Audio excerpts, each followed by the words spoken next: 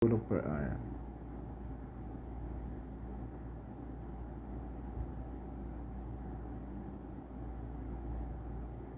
I need a dedicated bookkeeper to assist with analyzing and comparing sales data from multiple Excel lists. The ideal candidate should have a keen eye for detail and extensive experience with Excel. Key requirements, proficient ka sa Excel. Nako na. Experience in bookkeeping, napo ka na. Able to analyze sales data mao ning gwapong mga project guys, makakita ka ning project sa freelance mo gining i-test applyan. $2 to $6 euro, no? Euro, mahal mo ng euro now is 63 to 65 ang rate ani. So gwapo ni nga project ni, pero lang kung stricto mo ng employer guys nya na kay trabaho, pero ato lang ni i-try. Okay, sa cellphone na ni guys, cellphone na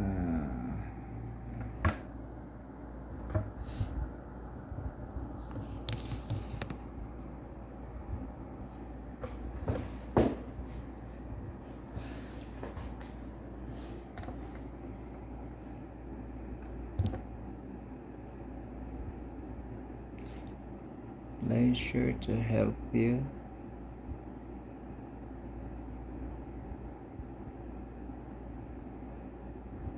Excel automation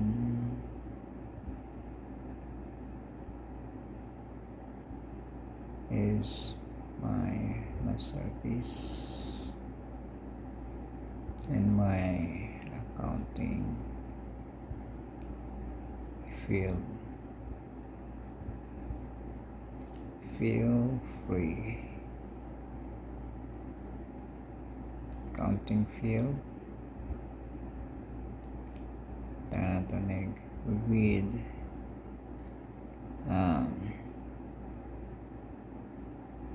10 years relevant experience globally.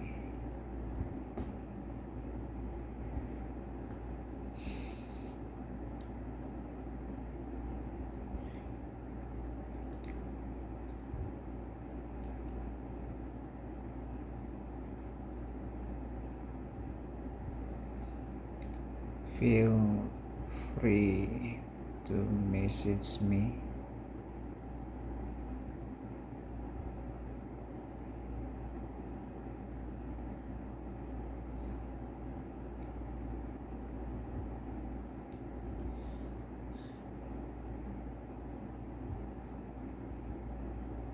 To start the job soon.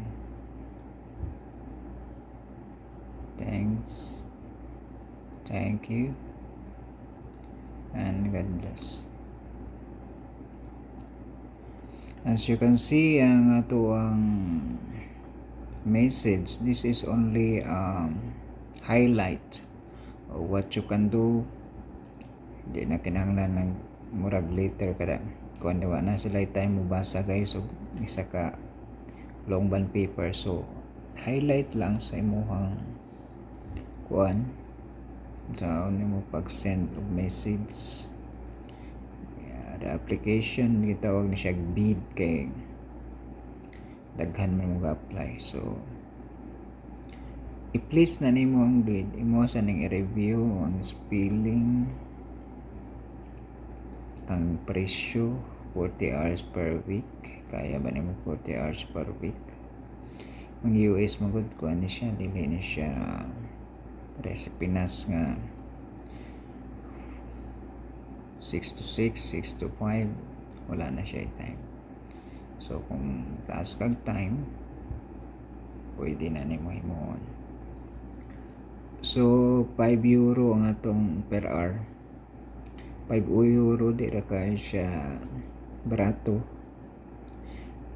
Depende mo ni sa employer guys, na sa tag 10 USD, 15.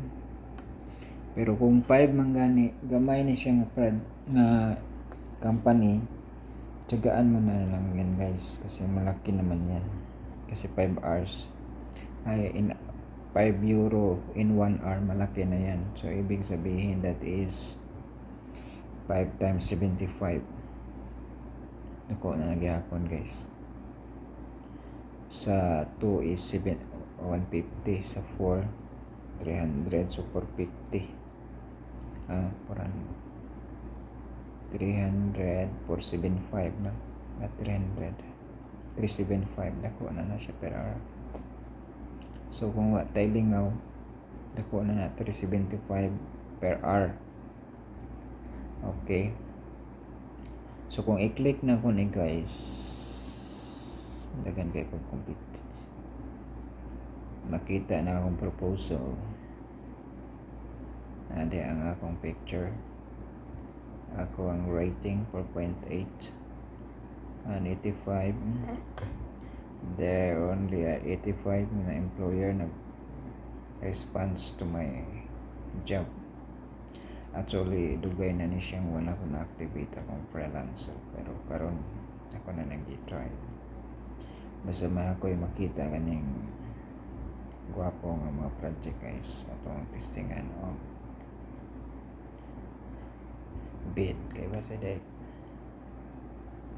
kiluyan guys na ngayon man na usay nga gwapo nga employer, magawas din sila sa freelance guys. PayPal ang nila bayad ang yung muhang sweldo, basta legit guys, magtipid sila. Kaya kinimangon sa freelancer, kung employer ka ni magabayad na sila na sa plan. Kung fixed price 10% ang ilaha, 90% sa tuwa as workers. Pero sa hourly, mayroong hourly, maybe 5% after release, no?